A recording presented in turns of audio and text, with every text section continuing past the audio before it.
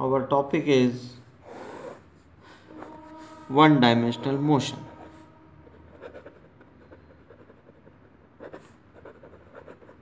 One dimensional motion ये हमारा अगला चैप्टर है। जितने भी चैप्टर्स पढ़े उसमें अगला चैप्टर है वन डायमेंशनल मोशन। अब वन डायमेंशनल मोशन पढ़ने के पहले अब हम ये समझे कि मोशन क्या होता है, व्हाट इज़ मोशन। उसके पहले ये समझना पड़ेगा कि रेस्ट क्या होता है। What is rest? रेस्ट का मतलब है कि कोई बॉडी है वो पॉइंट पे है, हमने देखा एट ऑल टाइम वो अपनी पोजीशन चेंज नहीं करती, सेम पॉइंट ऊपर ही हमको पाई जाती है, दिखती है, तो हम कहेंगे body is at rest. That is when the body does not change its position with time, then body is said to be at rest. अब वो पॉइंट पे कोई बॉडी है, आफ्टर 2 सेकंड वो शिफ्ट हो गई, ए पे पहुंच गई, आफ्टर 5 सेकंड बी पे पहुंच गई, and so on like this. तो if body changes its position with time then it is said to be in motion. तो अगर बॉडी अपनी पोजीशन चेंज करती है तो उसको मोशन में कहा जाता है, और अगर वो at all time same position पे रहती है तो उसको रेस्ट में कहा जाता है। अब मोशन, वन डायमेंशनल मोशन का क्या मतलब है कि when the body move such that only one coordinates of its position changes then motion is called one dimensional. क्योंकि दूसरा मोशन होता है टू डायमेंशनल मोशन। अब टू डायमेंशनल मोशन नाम से समझ में आ रहा है क्या कि when the body moves such that only two coordinates of its position changes then it is called two dimension। Three dimension मतलब all the three coordinates of position changes then motion is called three dimension. One dimensional motion along coordinate axis, body अगर सीधी चलती coordinate axis में तो one dimensional motion. अगर body ऐसे चलती कि उसके दो कोऑर्डिनेट चेंज हो, जैसे प्लेन में बॉडी चलती है प्रोजेक्टाइल मोशन, उसको बोलेंगे टू डायमेंशनल मोशन। कोई बॉडी प्लेन में चल रही है, रोड पे चल रही है, और वो बॉडी आगे पीछे भी बढ़ सकती है, आगे भी जा सकती है, पीछे भी आ सकती है, और साइड में भी मुड़ सकती है। दो डायरेक्शन में उसका मूवमेंट पॉसिबल है, सिंपल वे में देखें, इसलिए उसको टू डायमेंशनल कहते हैं। थ्री डायमेंशन, बॉडी आगे पीछे भी हो सकती है, लेफ्ट राइट भी हो सकती है, अप एंड डाउन भी हो सकती है, तो उसका थ्री डायमेंशन मोशन। जैसे flying kite, flying aeroplane, bird, ये सब थ्री डायमेंशनल मोशन। हमने पत्थर फेंका, कोई भी चीज़ को इंक्लाइंड एंगल से किसी कोई एंगल बनाते हुए फेंका, इंक्लाइंड प्रोजेक्ट किया, उसको टू डायमेंशनल मोशन कहते हैं। ये मोशन का सारी चीज़ें हो गई। अब एक पॉइंट पढ़ेंगे हम, डिस्टेंस। डिस्टेंस क्या होती है? मान लीजिए कोई बॉडी ए पे थी, कुछ टाइम बाद देखा हमने कि ए से बी पे चलेगी वाया दिस पाथ 1। अब दूसरा पाथ है बॉडी का ए से बी तक जाने का, ये पाथ 2 है, ठीक है। तो डिस्टेंस क्या? डिस्टेंस का मतलब होता है कि जब बॉडी एक पॉइंट से दूसरे पॉइंट तक जाती तो ए इनिशियल पोजीशन हो गई बॉडी की, और बी फाइनल पोजीशन हो गई। तो इन इनिशियल और फाइनल पोजीशन के बीच में जो पाथ कवर किया बॉडी ने, उस पाथ की लेंथ को बोलते हैं distance. So distance is what?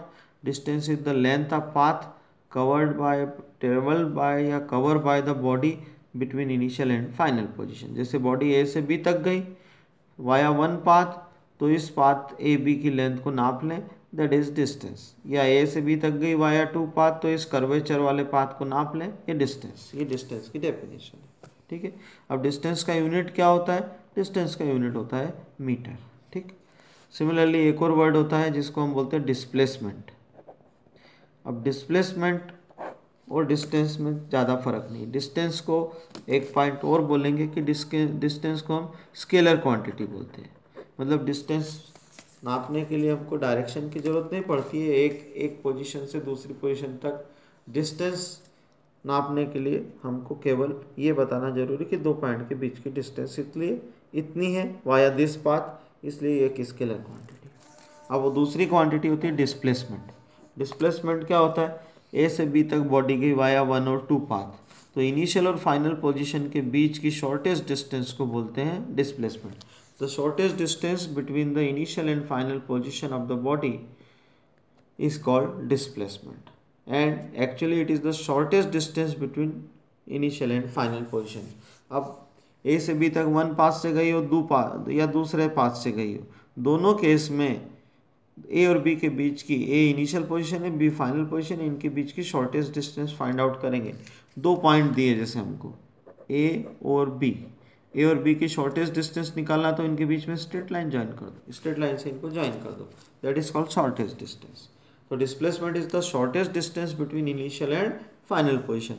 तो चाहे पाथ 1 से जाए बॉडी या 2 से गए, उसकी इनिशियल पोजीशन है ए, फाइनल पोजीशन है बी, इनके बीच में स्ट्रेट लाइन ड्रॉ कर दी, ये कहलाएगा डिस्प्लेसमेंट। डिस्प्लेसमेंट एक वेक्टर क्वांटिटी होती है, मतलब डिस्प्लेसमेंट को बताने के लिए डिस्टेंस, मतलब डिस्टेंस जो स्केलर है, मतलब उसके लिए वैल्यू इनफ होती है बताना। अब डिस्प्लेसमेंट वेक्टर है, इसलिए इसको बताने के लिए हमको इसकी डायरेक्शन और मैग्नीट्यूड दोनों रिप्रेजेंट करना पड़ेंगे, ठीक है। ये होता है हमारे मोशन को समझने के लिए। अभी 2 पॉइंट हमने डिस्कस किए। अब अगला पॉइंट होता है स्पीड।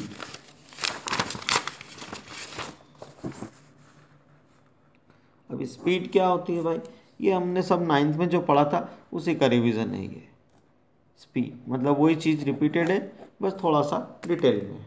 देखिए स्पीड क्या, स्पीड होता है ratio of distance and time, the ratio of distance travelled by body and time interval is called speed. That is, you can write speed is equals to distance traveled upon time. So speed is a scalar quantity. ये एक scalar quantity है। क्यों? क्योंकि distance scalar है, time भी scalar है, इसलिए speed एक स्केलर क्वांटिटी हो गई, ठीक। अब इसको हम ऐसा भी कह सकते हैं कि rate of change of distance is called speed. Speed कई टाइप की होती है, जैसे पहला है यूनिफॉर्म स्पीड। अब यूनिफॉर्म स्पीड नाम से समझ में आ रहा है, एक जैसी स्पीड को uniform.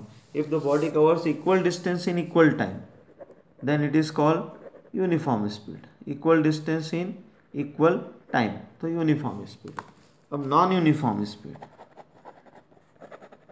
Non uniform speed mean body covers unequal distance in equal interval of time is called non-uniform. Next is instantaneous speed. Instantaneous speed. Instantaneous का मतलब होता है at any instant of time. The speed at any instant of time is called instantaneous speed. जैसे आपके speedometer में जब आप 2 wheeler पे चल रहे होते हैं तो स्पीडोमीटर में जो रीडिंग आती है पॉइंटर की, that is called instantaneous speed. Now average speed. Average speed का मतलब ये है कि average speed is the ratio of total distance travel. यहाँ हमने स्पीड में डिस्टेंस अपॉन टाइम लिखा था, एवरेज स्पीड में लिखेंगे total distance upon time interval. Total time is called average speed. ये स्पीड की जानकारी होगी। ये सब कुछ वही है जो आप 9th में पढ़ चुके हैं। Next point is velocity. अगला पॉइंट है वेलोसिटी। और वेलोसिटी क्या होती है ये भी हमने सुन रखा है 11th के पहले 9th क्लास में सुन रखा। आई थिंक वही जो 9th का सिलेबस है वही 11th में थोड़ा डिटेल में है, बस ये है। तो क्या डेफिनेशन है, the rate of change of displacement, rate of change of displacement is called velocity. इसको वेलोसिटी कहते हैं, यानी rate of change of displacement, यानी पर सेकंड जितना डिस्प्लेसमेंट होता है दैट इज कॉल्ड वेलोसिटी, ठीक। So velocity is equals to define as displacement upon time. अब स्पीड होती है distance upon time, velocity displacement upon time. अब मुझे यहाँ बताइए स्पीड का जो मैंने फार्मूला रखा था डिस्टेंस अपॉन टाइम, ये स्केलर क्वांटिटी बताई थी, इसका यूनिट बता सकते हैं। डिस्टेंस और टाइम का रख देंगे तो स्पीड का आ जाएगा, दैट इज मीटर पर सेकंड। सिमिलरली वेलोसिटी का यहाँ पर यूनिट निकाल सकते हैं डिस्प्लेसमेंट अपॉन टाइम, डिस्प्लेसमेंट भी मीटर में होता है, टाइम सेकंड में तो मीटर पर सेकंड, तो दोनों का ऐसा यूनिट सेम है, सीजीएस यूनिट सेम है।